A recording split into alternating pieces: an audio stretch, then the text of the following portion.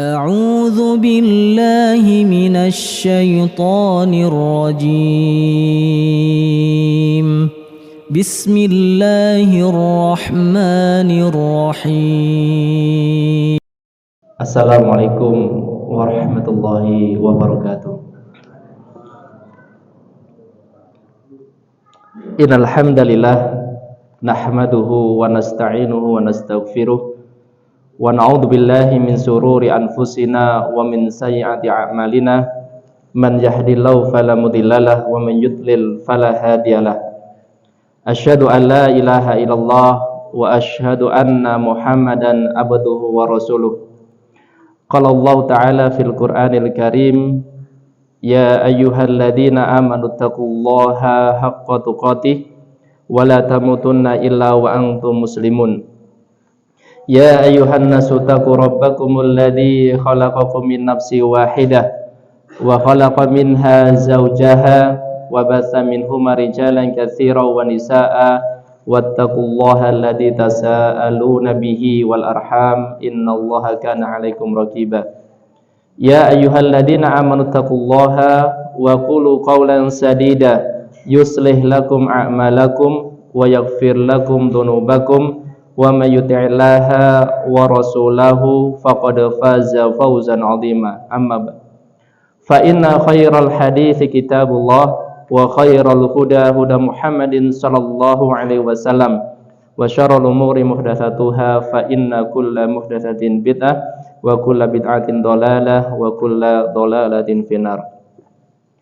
Bapak dan Ibu sekalian, alhamdulillah pada malam hari ini Allah Subhanahu wa taala masih memberikan kita kesempatan untuk datang dan hadir di majelis ilmu ini. Kita berharap pada Allah Subhanahu wa taala semoga kedatangan kita semuanya di majelis ilmu ini ikhlas karena Allah Subhanahu wa taala. Dan kita berharap semoga apa yang sudah kita kerjakan diterima oleh Allah Subhanahu wa taala, dan kita berharap taufik darinya sehingga apa yang kita pelajari bisa kita pahami, kemudian kita minta pertolongan dari Allah Subhanahu wa taala supaya kita diberi taufik untuk bisa mengamalkan apa yang sudah kita pelajari ini. Bapak dan Ibu sekalian, ini mohon maaf apabila kadang batuk nih. Batuk kan ada 3 nggih. Batuk apa? Batuk karena kesedihan, batuk karena angin, batuk karena apa? Batuk karena apa? Tiga. Ya, kalau cekik ini batuk apa nih? Iya, bukan, batuk itu macam-macam. Mohon maaf ya, tapi insyaallah ini batuk karena angin, karena kemarin beberapa hari sering ke Sidoarjo sepedaan. Bapak dan Ibu sekalian, alhamdulillah pada malam hari ini kita masih melanjutkan hadis yang ke-36. Dan Masya Allah hadis yang ke-36 ini faedahnya sangat banyak sekali kalau kita bisa memahaminya, sehingga dari yang kecil yang sudah Allah dan Rasulnya jelaskan di dalam hadis yang ke-36 ini, insya Allah apabila kita merenunginya, kita murojaahnya, insya Allah ada amalan-amalan besar yang bisa kita ambil dari hadis yang ke-36 ini. Kita baca terlebih dahulu hadis yang ke-36 ini. An Abi Hurairah radhiyallahu anhu anin Nabiyyi sallallahu alaihi wasallam qala man nafasa an mu'minin qurbatan min kurabi dunya nafasallahu anhu qurbatan min kurabi yaumil qiyamah. Wa man yasara ala mu'sirin yasarallahu alaihi fid dunya wal akhirah. Wa man satara musliman satarahullahu fid dunya wal akhirah. Wallahu fi auni abdi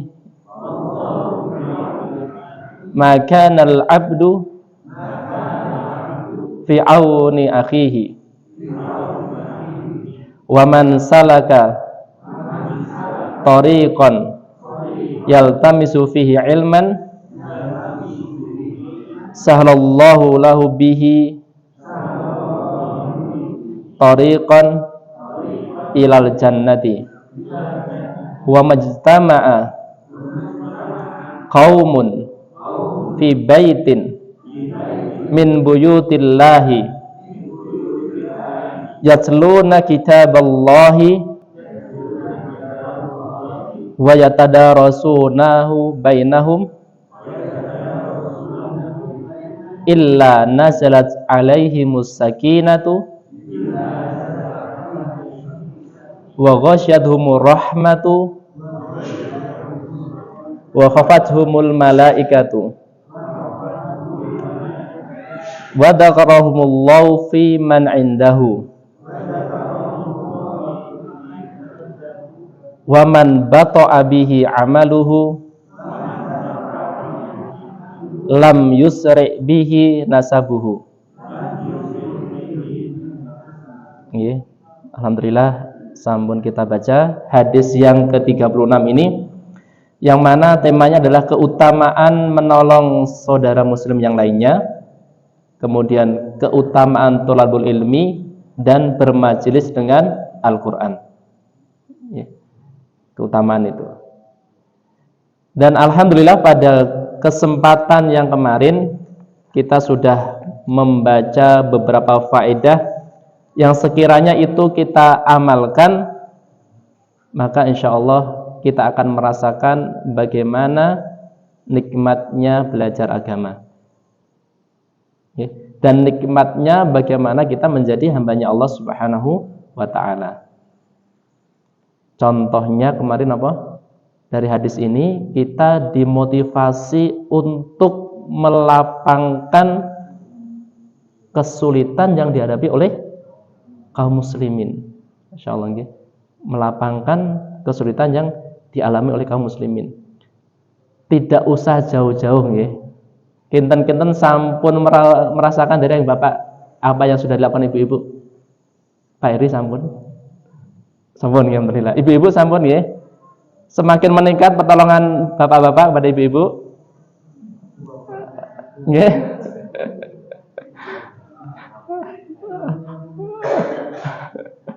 Sampun nggih, insyaallah nggih. Niki yang paling dekat rumiyin nggih, anak, istri, nggih, saudara itu bagaimana merasakan kita semangat di dalam menolong kesulitan yang dihadapi mereka. Nggih. Contohnya pun jenengan pun merasakan nak istri ngeluh kecapean, berarti wonten indikasi njaluk pijet kesulitan yang dihadapinya. Nggih. Istri nak pun menaikkan oktanya, nggih. Levelnya suaranya dari B, kok udah B-nya itu levelnya naik, berarti sudah mendapatkan kesulitan. Itu segera kita memahaminya, nggih. Ngoten Bu nggih. Insyaallah nggih. Insyaallah bapak-bapak mriki semangat untuk melapangkan kesulitan yang dihadapi oleh keluarga kita. Insyaallah nggih. Amin nggih. Niki motivasi berarti seharusnya di dalam keluarga saling dukung di dalam kebaikan. Kemarin Bapak dan Ibu sekalian, saya ketemu dengan ini. Dengan dahulunya beliau seorang kerja di bank ya. Beliau kerja di bank dan levelnya insyaallah sudah tinggi karena beliau yang meng-ACC corporate yang di atas 50M. Di bawahnya 50M itu beliau bukan wilayahnya beliau, berarti yang di atasnya 50M ke atas. Berarti kan sudah tinggi ya. Beliau ini alhamdulillah Allah jodohkan dengan seorang yang dari lulusan pondok.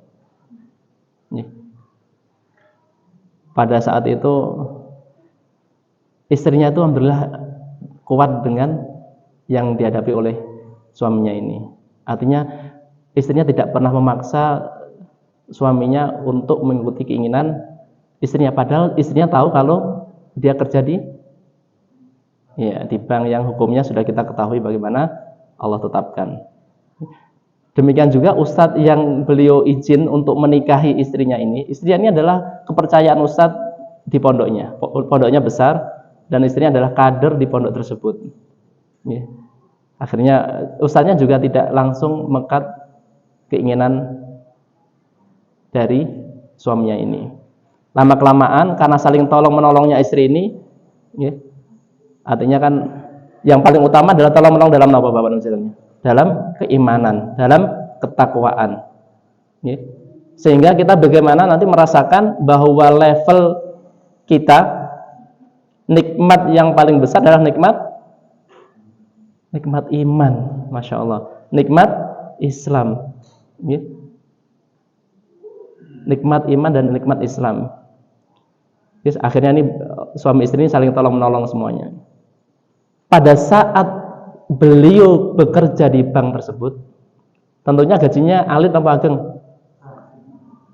Beliau untuk beli rumah mboten saged. Nggih, untuk beli rumah mboten saged. Akhirnya di tahun 2015 beliau hijrah. Lah kok Allah takdirkan beliau itu diamanai istri seperti itu, istrinya terus membuat sekolah. Alhamdulillah dengan wasilah itu, nggih, saling tolong menolongnya tadi, Allah kasih kemudahan untuk membuat sekolah 3 lantai, beli rumah juga bisa, beli tanah sebelahnya juga bisa. Berarti ini level ketenangan seseorang itu sangat pengaruh dengan rezeki. Berarti kalau kita mau mendapatkan rezeki yang banyak, salah satu kondisi yang harus kita pahami adalah bagaimana kita merasa tenang di dalam kehidupan. Dulu pernah saya ceritakan ya, ada ibu-ibu yang awalnya itu, ini pengalaman teman yang mengobati ibu-ibu. Ibu-ibu itu pernah mencoba, pada awalnya rezeki saya kok sulit. Terus nasihat Ustaz yang menangani ibu ini, sudah pokoknya ikhlaskan, tenangkan, tentramkan jiwamu, tidak perlu menuntut sesuatu yang berlebih-lebihan. Alhamdulillah dengan seperti itu Allah takdirkan ibu ini mendapatkan berapa juta rupiah? Kalau masih ingat? Allah kasih rezeki 100 juta Bapak Presiden. Dengan ketenangan. Kenapa? Rezeki nikmat itu akan dekat dengan orang yang tenang. Makanya bagaimana kita harus mengkondisikan di dalam kehidupan ini, baik dengan keluarga, dengan teman dan sebagainya, adalah ketenangan. Makanya di hadis yang ke-35 kemudian sangat korelasi sekali untuk mendapatkan rezeki Allah yang sangat banyak. Dan ketenangan pun tidak akan didapat apabila tidak saling tolong menolong di dalam kebaikan, tidak saling memudahkan kesulitan yang dialami oleh orang lain. Maka ini sangat berhubungan ya dengan hadis-hadis yang sebelumnya. Beliau baru merasakan kemarin saya datang ke Gresik itu ya, bagaimana beliau menceritakan kejadian seperti itu. Alhamdulillah dengan beliau menolong agama Allah, Allah tolong dengan kemudahan di dalam kehidupannya. Makanya Bapak Nusilan, kita harus semangat untuk memudahkan urusan atau kesulitan yang dihadapi oleh orang lain. Dan yang paling kecil dan yang paling dekat yang biasanya itu sangat susah dihadapi adalah menolong dengan anak, dengan istri, dengan saudara kandung atau dengan orang tua. Ini nama buatan. Laras nama buatan ini. Mungkin orang akan dimudahkan menolong orang lain. Kalau ada relawan itu kan mudah ya. Selfie bisa, gitu kan ya. Atau apa bisa. Tapi apabila orang yang kita tolong dengan anak itu, kita tidak mudah. Dan banyak orang yang mengalami seperti ini. Misalnya saya saja, untuk menolong anak yang setiap kali merengek, itu terkadang masih terbawa emosi. Padahal kalau saya dapat telepon, saat saya lagi ada kesulitan, biasanya langsung apa? Langsung berangkat. Nggih napa mboten enten?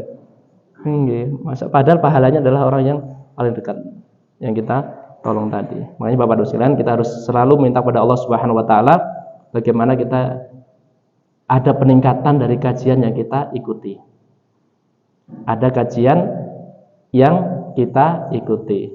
Kira-kira apa faedah? Makanya para ulama Bapak dan sekalian menjelaskan thariqah di dalam belajar apa? Uktuf ma afhamu.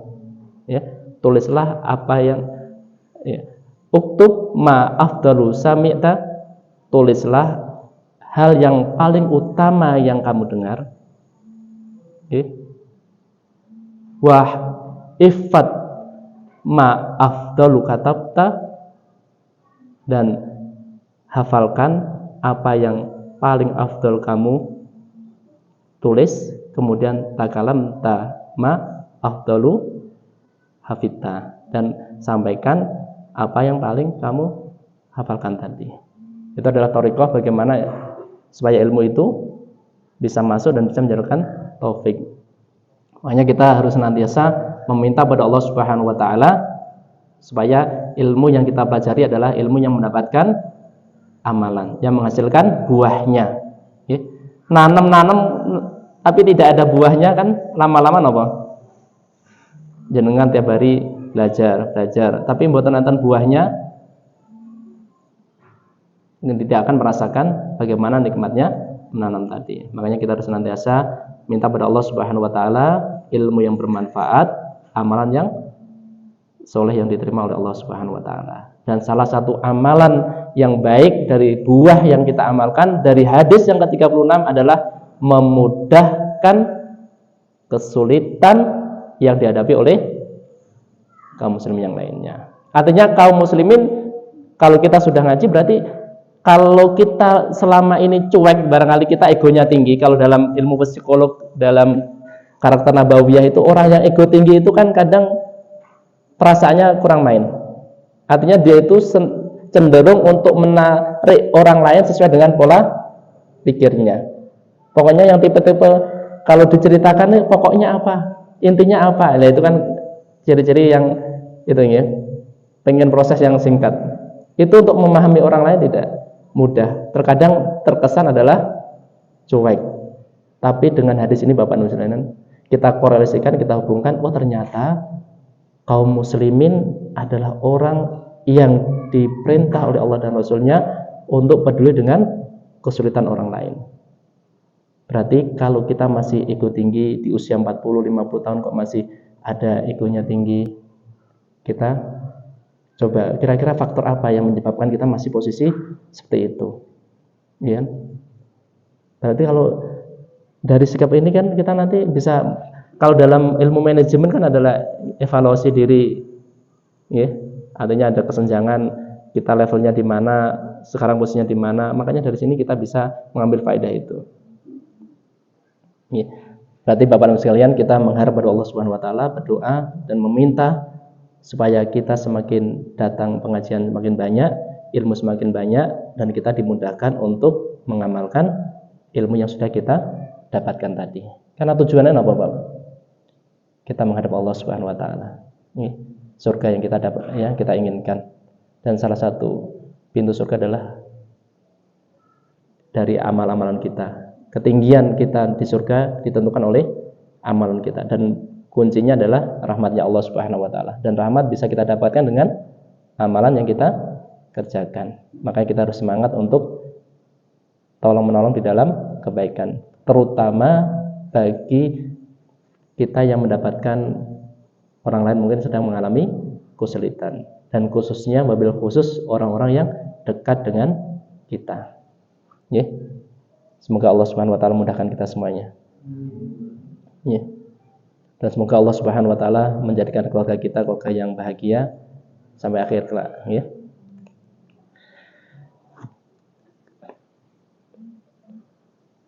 Faedah nomor kali sampun ya. Isbatul qiyamah wa ana fiha qurban adimah. Ini Bapak Nusilan. Kita korelasikan dengan faedah nomor 2. Kenapa kok kita perlu beramal memudahkan urusan orang lain?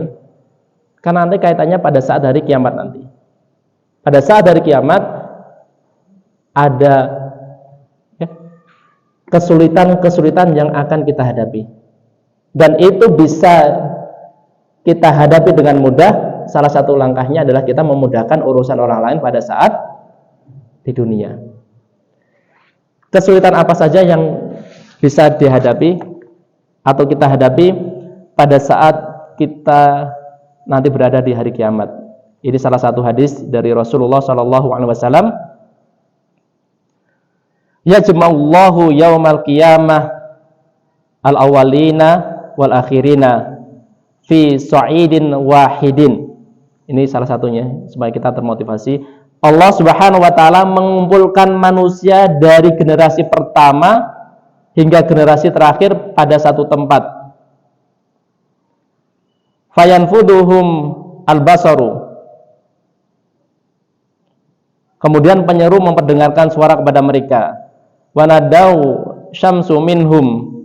Kemudian matahari didekatkan kepada mereka. Fayablugu annasu minal ghammi wal karbi malan yatiquna. Dan manusia menanggung kesedihan dan kesempitan yang tidak mampu lagi mereka tahan dan tanggung. Sebagian manusia berkata kepada sebagian yang lainnya, tidaklah kalian apa yang terjadi pada kalian, ya, tidaklah kalian melihat apa yang terjadi pada kalian. Ala tarawna ma qad balaghakum. Kemudian mereka mengatakan, kenapa kalian tidak melihat orang yang bisa meminta syafaat untuk kalian kepada Rabb kalian? Ini menggambarkan bagaimana kesulitan pada hari kiamat. Ya. Tuhsyaruna khufatan uratan gurlan. Kalian akan dikumpulkan pada hari kiamat dalam keadaan telanjang kaki, telanjang dari pakaian dan tidak berkhitan. Ya Rasulullah, arijalu wan nisa'u yanzuru ba'dhum ila ba'din. Aisyah berkata, kan heran, ada orang yang tidak berpakaian, laki-laki dan perempuan. Kalau di dunia sudah heboh, tapi ini di akhirat. Apakah seperti itu?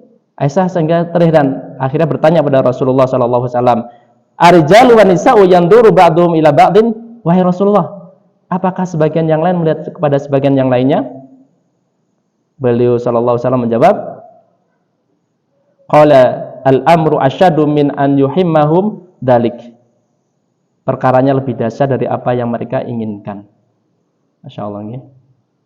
Ini kaitan dengan hari kiamat nanti. Makanya kita harus mempersiapkan pada saat kita menghadap Allah Subhanahu wa taala. Sedikit apapun yang kita amalkan, insya Allah sangat bermanfaat saat kita menghadap Allah Subhanahu wa taala. Yaqumu ahaduhum fi rasihi illa ansafi udunaihi. Salah seorang dari mereka berdiri sementara keringatnya sampai separuh kedua telinganya. Artinya ada salah seorang yang berdiri karena saking panasnya matahari didekatkan sampai keringatnya separuh kedua telinganya. Artinya di tengah-tengah kedua telinganya.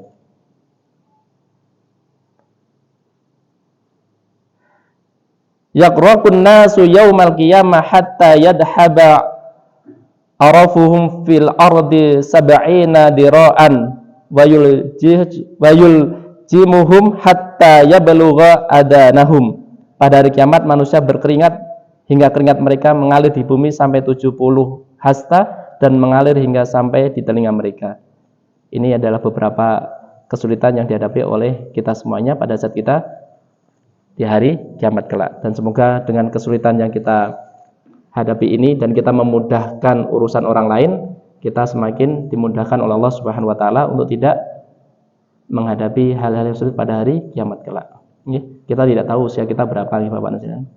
Kita harus persiapan untuk menghadap Allah Subhanahu wa taala. Kemarin sudah saya ceritakan ya, ada ustadz yang setiap hari nyuntik sendiri, sakitnya diabetes usianya masih muda Bapak, 30 tahunan. Kemarin waktu daurah satu kamar dengan saya gitu, harus bawa ini suntikan pribadi, insulin ya. Insulin. Setiap hari itu 3 kali suntikan. Cetus nyuntik. Nanti siang suntik lagi, malam suntik lagi. Dan itu sudah rutin. Di usia 30 tahunan lebih dikit lah mungkin beliau. Makanya kita harus bersyukur pada Allah Subhanahu wa taala kita masih diberi nikmat sehat oleh Allah Subhanahu wa taala. Dan kita buktikan syukur kita dengan menghadiri majelis ilmu. Nggih, dengan majelis ilmu itu.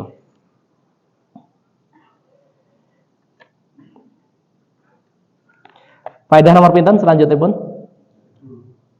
Faedah nomor 7 nggih. Faedah nomor 7.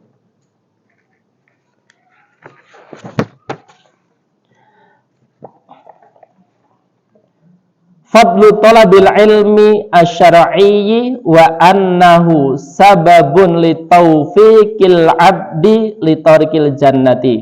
Bapak Ibu sekalian, tadi man salaka tariqan yaltamisu fi ilman salallahu bihi tariqan ila jannah. Ini adalah menunjukkan keutamaan menuntut ilmu syar'i. Ingat ya, ilmu apa? Ilmu syar'i. Fadlu talabil ilmi syar'i wa annahu sababun, dan sesungguhnya ilmu syar'i itu adalah sebab kita mendapatkan taufik untuk jalan ke surga. Jalan ke surga. Menjenengan harus semangat untuk thalabul ilmi. Fadlu talabil ilmi syar'i wa annahu sababun li taufiqil 'abdi li tariqil jannati. Keutamaan menuntut ilmu syar'i, karena sesungguhnya menuntut ilmu syar'i itu adalah sebab datangnya taufik bagi seorang hamba untuk jalan menuju surga. Berarti ini adalah motivasi kita bagi siapa yang menginginkan surga. Jalan yang paling singkat dan paling cepat menuju surga adalah apa? Thalabul ilmi. Thalabul ilmi apa? Syar'i. Bagaimana dengan thalabul ilmi yang umum? Punya keutamaan apabila diniatkan untuk Allah dalam kebaikan. Ya. Tapi kalau ilmu syar'i secara umum ya mempunyai keutamaan memudahkan kita semuanya jalan menuju surganya Allah Subhanahu wa taala. Ya. Makanya barangkali di antara jenengan Bapak Ibu sudah tidak ada keutamaan dari orang tua, sudah tidak bisa kita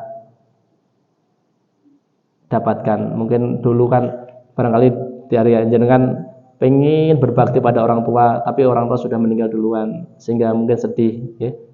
Tapi ternyata masih ada jalan lagi untuk kita cepat menuju ke surganya Allah Subhanahu wa taala, yaitu dengan thalabul ilmi. Mungkin keutamaan-keutamaan yang lainnya tidak punya. Mungkin dari segi rezeki kita juga terbatas, tapi kita punya kesehatan, kita punya sepeda motor, kita bisa datang ke majelis untuk thalabul ilmi. Dan kita harus meniatkan ya, supaya ini ikhlaskan Allah Subhanahu wa taala dalam rangka kita mendapat kemudahan jalan menuju surganya Allah Subhanahu wa taala. Ya.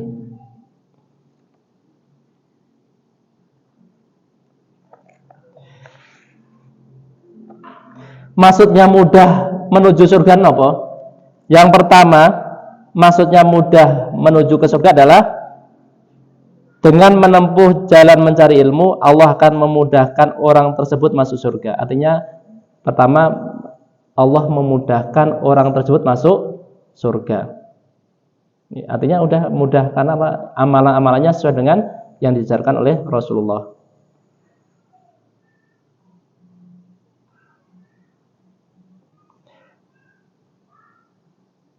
Mudah menuju surga nomor kali apa maksudnya pun adalah seorang akan mudah mendapatkan hidayah dari Allah Subhanahu wa taala. Mendapatkan hidayah. Kan tidak ada orang yang tidak belajar tapi hidayahnya dekat dengan orang tersebut. Makanya man ya'budullaha bighairin ilmi yufsidu aktsar mimman yuslih. Barang siapa yang menyembah Allah Subhanahu wa taala tapi menyembahnya asal-asalan saja tanpa ilmu, kerusakan yang didapatkan itu lebih banyak dibandingkan dengan kebaikannya. Makanya thalabul ilmi adalah jalan untuk mendapatkan hidayah. nggih, mendapatkan hidayah. Makanya jenengan nak bengkel sing boten dengan percaya kan biasanya nggih ragu-ragu nggih. Sumami Pak Heri ngetos kula bengkel. Padahal saderenge mboten wonten keterangan kalau saya bengkel. Kan Pak Heri juga ragu-ragu nggih. Sadar mobil motor saya soknya apa pistonnya rusak, ngebul. Tolong diperbaiki. Tidak tambah baik kan? Tambah napa mengke? Tambah rusak. Makanya ada bengkel terima bongkar tidak terima pasang. Barangkali ilmunya napa? Ilmunya karena asal-asalan saja. Bongkarnya bisa, masangnya belum tentu bisa. Wonten nggih, kadang wonten sekrupe sing kurang, baute kurang, ana apa nggih dan lain sebagainya. Makanya pentingnya ilmu itu dalam hukum dunia, apalagi dengan kita beribadah kepada Allah Subhanahu wa taala. Dia man ya'budullaha bi ghairin ilmin yufsidu aktsar mimma yuslih. Barang siapa yang menyembah Allah Subhanahu wa taala tanpa ilmu, maka kerusakan yang didapatkan lebih banyak dibandingkan dengan kebaikannya. Maka harus hati-hati ya. Kemudian mudah masuk ke surga yang selanjutnya apa?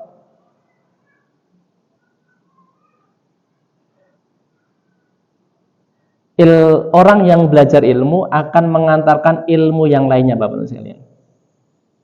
Ya. Maksudnya masuk surga ini apa? Mudah masuk surga dengan thalabul ilmi, maksudnya orang yang belajar menuntut ilmu syar'i, dia akan dimudahkan Allah untuk belajar ilmu yang lainnya. Kan lebih mudah kan, semakin kita belajar semakin tahu ilmu yang lainnya, berarti kesempatan kita untuk menuju surga juga semakin besar, semakin mudah, semakin cepat.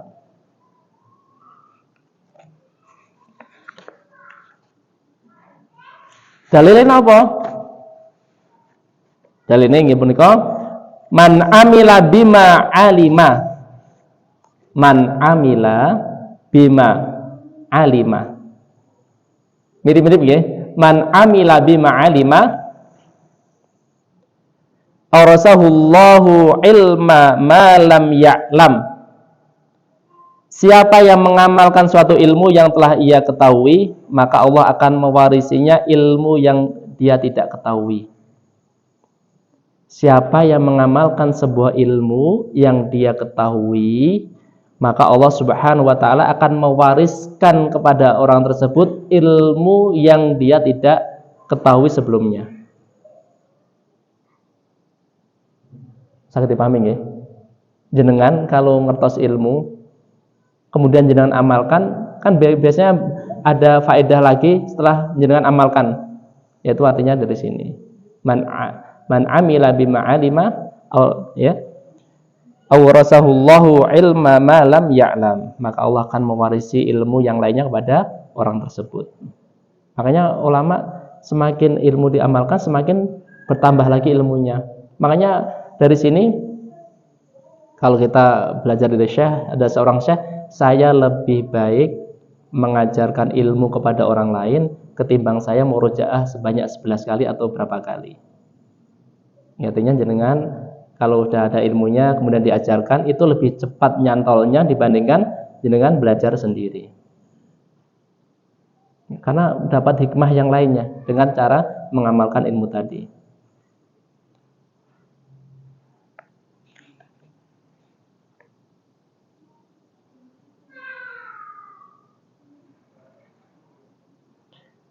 Kemudian juga firman Allah Subhanahu wa taala di dalam surat Al-Maryam, wa yazidullahu alladzina ihtadaw huda.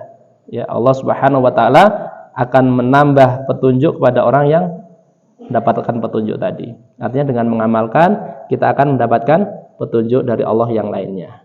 Makanya Bapak Ibu sekalian, kita harus banyak belajar, banyak berdoa kepada Allah Subhanahu wa taala dan banyak meminta supaya yang sudah kita ketahui bisa kita amalkan sehingga mendapatkan buah. Supaya apa? Supaya Allah Subhanahu wa taala menambah ilmu yang lainnya supaya semakin kita bisa mengamalkan yang lainnya tadi. Okay.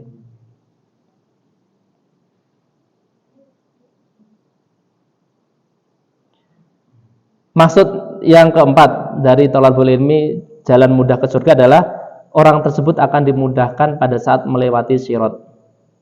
Ya, pada saat melewati sirat.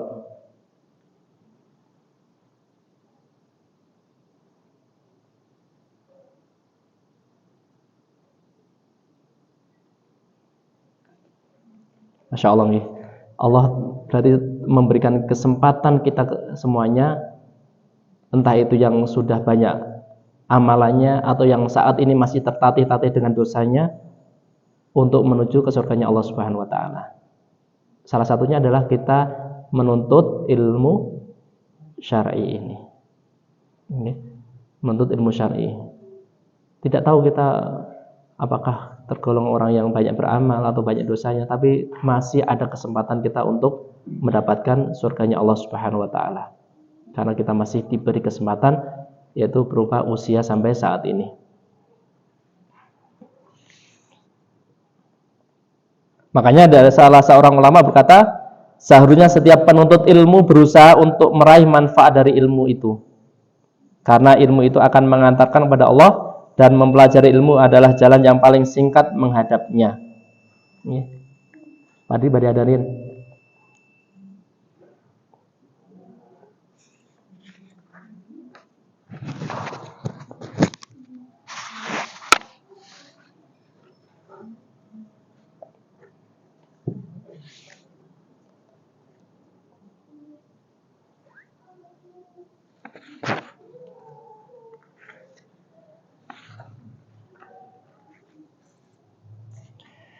Faedah nomor 7 ya. Keutamaan menuntut ilmu syar'i. Bapak dan Ibu sekalian, mungkin ada sebagian kita merasakan, Ustaz, saya usianya sudah sepuh. Untuk menuntut ilmu itu tidak mudah. Menghafal juga tidak mudah. Mau membaca juga sulit dan sebagainya. Jangan khawatir Bapak dan Ibu sekalian. Ya. Salah satu motivasi kita, semakin sulit amalan yang kita kerjakan, pahalanya semakin besar. Semakin banyak ujian yang kita hadapi untuk beramal, maka pahala di sana sangat besar. Ini sebagaimana perkataan para ulama, salah seorang ulama ya, "Makana aksaru fi'lan kana aksaru fadlan." Amalan yang lebih banyak pengorbanannya, lebih banyak keutamaannya. Makanya Bapak dan sekalian, motivasi buat kita semuanya, ya, tidak ada kata untuk tidak mendapatkan keutamaan dari Allah Subhanahu wa taala dari thalabul ilmi. Walaupun sudah sepuh, tetap datang, ya, walaupun tanpa paham, tanpa apa, tapi insya Allah mendapatkan keutamaan. Mungkin godaannya besar, tapi dengan berusaha untuk datang, maka mendapatkan keutamaan yang banyak. Walakinna ala qadri nasibak, ya, akan tetapi pahala tergantung pada usaha yang dikorbankannya, kawan. Jenengan barangkali di rumah kok yang sudah punya cucu, kadang pengen habis maghrib kan nyantai dengan cucunya, ya.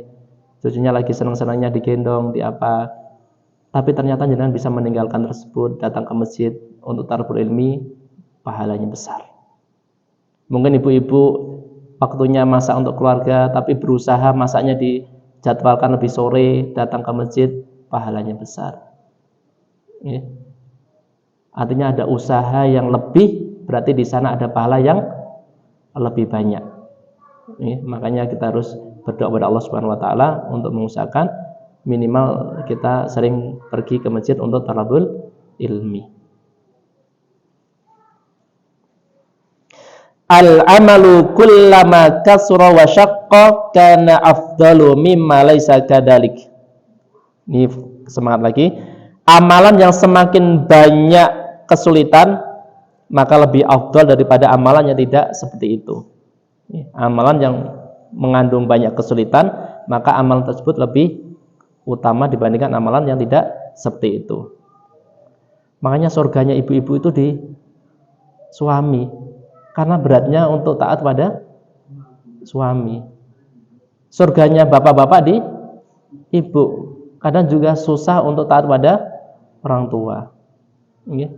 Karena pengorbanan itu akan mengandung banyak keutamaan yang kita rasakan.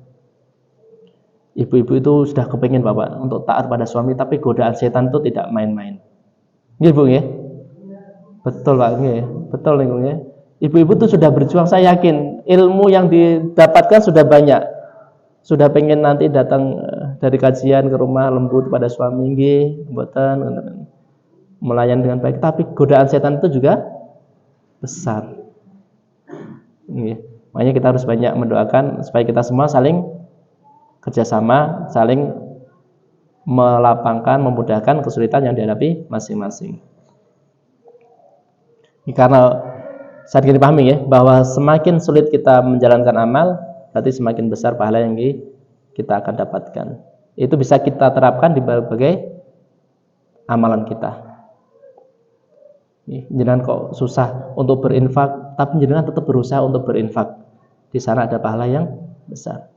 Jenengan kok susah meninggalkan sesuatu yang dimakruhkan oleh Allah Subhanahu wa taala, tapi jenengan berusaha untuk meninggalkan itu, berarti di sana mengandung pahala yang besar.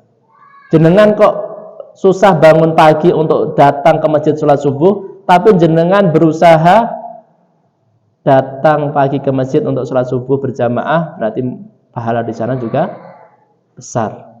Itu sesuai dengan pengorbanan yang kita keluarkan. Maka kita bersyukur pada Allah Subhanahu wa taala, jenengan sudah banyak diberi nikmat oleh Allah Subhanahu wa taala, dan salah satu nikmatnya kita mengenal kajian, mengenal dakwah dan lain sebagainya. Kita harus banyak bersyukur supaya kita amalan kita lebih banyak lagi, karena kita akan menghadapi perjalanan yang sangat panjang pada saat hari kiamat kelak.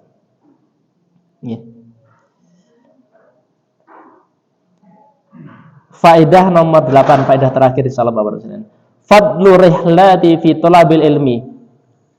Niki nggih, kenapa kok jenengan tadi berusaha datang ke masjid? Karena ternyata perjalanan menuntut ilmu itu mempunyai keutamaan tersendiri. Man salaka tariqan yaltamisu fi ilman sahalallahu lahu bihi tariqan ilal jannah. Barang siapa yang berjalan di dalam rangka menuntut ilmu, maka Allah Subhanahu wa taala akan memudahkan baginya dengan cara menuntut ilmu tadi jalan menuju surga. Berarti Bapak Ibu sekalian, perjalanan jenengan nyepeda dari rumah ke masjid keutamaannya besar.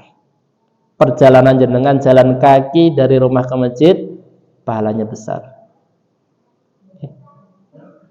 Ngojeknya jenengan dari rumah ke masjid untuk talabul ilmi pahalanya besar. Ini secara hakiki. Tapi ada talabul ilmi tapi secara maknawi. Napa niku?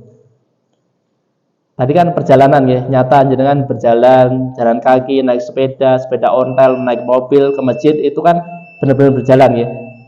Tapi ada yang talabul ilmi secara maknawi akan dapatkan keutamaan. Contohnya jenengan sak mantonipun saking masjid, kajian sampun rampung, jenengan dalu-dalu kok buka catatan maos murojaah, mutolaah, memahami, ikut juga termasuk talabul ilmi.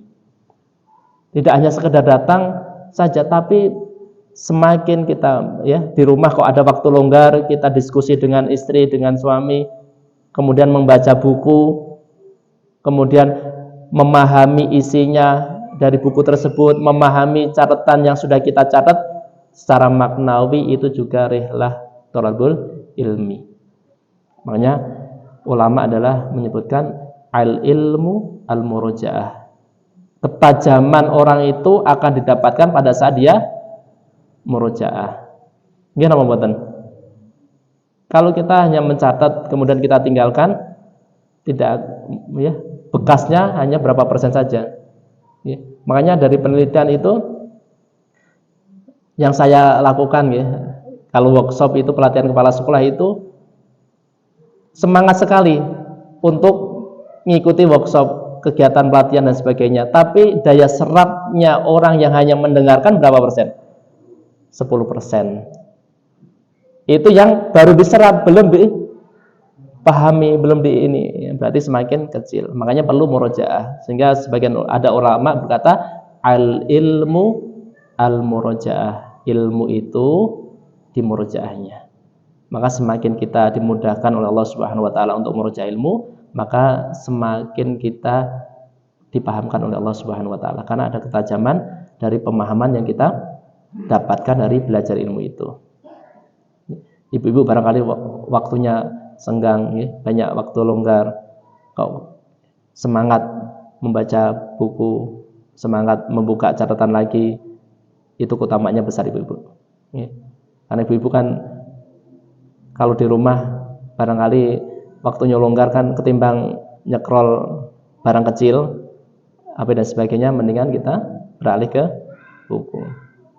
Ya. Karena keutamaannya besar dan insya Allah faedahnya sangat besar sekali. Dan ketidaktenangan survei saking apa Bapak Presiden? Saking banyaknya orang melihat HP. Beda dengan dulu, karena mungkin tidak ada fasilitas, hidupnya lebih tenang.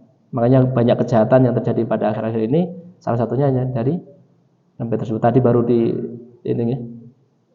share salah seorang itu, murid-murid itu pada tawuran seperti MMA itu ya, murid SMA itu. Ya. Kalau dulu beda. Kalau dulu itu kenapa Bapak Presiden? Kalau di zaman tahun 2000-an itu anak-anak SMK itu tarung benar tarung. Jangan pernah ya, anak SMK dulu kalau bawa tarung antar STM itu bawain apa senjatanya pun? Gear, gitu. Terus apa? Sabuk dan lain sebagainya. Itu karena jiwa laki-lakinya masih kuat. Tapi sekarang kan jarang, karena pergeseran maksiatnya. Sekarang maksiatnya apa? Ya lebih ke hawa nafsu dan sebagainya, yang identik dengan lawan jenis dan sebagainya. Kalau dulu kan jarang ya, lebih itu. Makanya harus hati-hati pada saat zaman sekarang ini, ngeri, dan kita senantiasa mohon kepada Allah Subhanahu wa taala untuk dilindungi dari perkara tersebut. Makanya salah satu caranya kita adalah menuntut ilmu syar'i, dan kita murojaah ilmu itu sehingga kita mendapatkan kepemahaman ya dari ilmu yang sudah kita pelajari, sehingga kita bisa mengamalkan ilmu yang kita pelajari tadi. Ya. Faedah terakhir ya, keutamaan menuntut ilmu syar'i, keutamaan perjalanan di dalam rangka menuntut ilmu syar'i. Fadlu rihlati fi thalabil ilmi, keutamaan berjalan untuk menuntut ilmu. Sampun ya? Ya, alhamdulillah. Waktunya sampun telas. Insyaallah kita lanjutkan kembali pada pertemuan yang akan datang dengan izin Allah Subhanahu wa taala. Berarti poinnya apa dalu menika?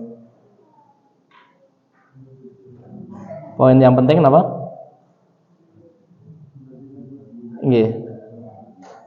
Keutamaan menuntut ilmu. Nggih, keutamaan menuntut ilmu Bapak, itu adalah jalan yang paling ringkas, paling cepat menuju ke surganya Allah Subhanahu wa taala. Adapun kemarin poinnya apa? Motivasi kita untuk memudahkan kesulitan yang dihadapi oleh orang lain. Semoga Allah Subhanahu wa taala senantiasa memudahkan kita semuanya untuk memahami ilmu yang sudah kita pelajari pada malam hari ini, sehingga kita berharap pada Allah Subhanahu wa taala ilmu yang kita pelajari mendapatkan amalan yang baik, dan semoga ilmu yang kita pelajari bisa merubah akhlak-akhlak kita yang kurang baik sebelumnya. Yang sebelumnya mungkin pemarah, dengan ilmu itu bisa melembutkan. Yang barangkali sebelumnya ada kesedihan yang mendalam, mungkin dengan thalabul ilmi ini kesedihan itu bisa hilang dan kita bisa menjadi orang yang bahagia. Dan mungkin yang saat ini masih suka benci dengan orang lain atau suka bertindak yang tidak baik, semoga dengan thalabul ilmi Allah Subhanahu wa taala mudahkan kita untuk lebih baik lagi. Ya, barakallahu fikum. Mungkin itu yang bisa kita pelajari pada malam hari ini. Kita senantiasa mohon kepada Allah Subhanahu wa taala, semoga kita senantiasa dimudahkan oleh Allah Subhanahu wa taala untuk senantiasa berada di atas kebaikannya Allah Subhanahu wa taala. Kurang lebihnya mohon maaf Bapak Ibu sekalian. Kita tutup dengan doa kafaratul majelis. Subhanakallahumma wa bihamdika asyhadu an la ilaha illa anta astaghfiruka wa atubu ilaik. Wassalamualaikum warahmatullahi wabarakatuh. لئن شكرتم لأزيدنكم ولئن كفرتم إن عذابي لشديد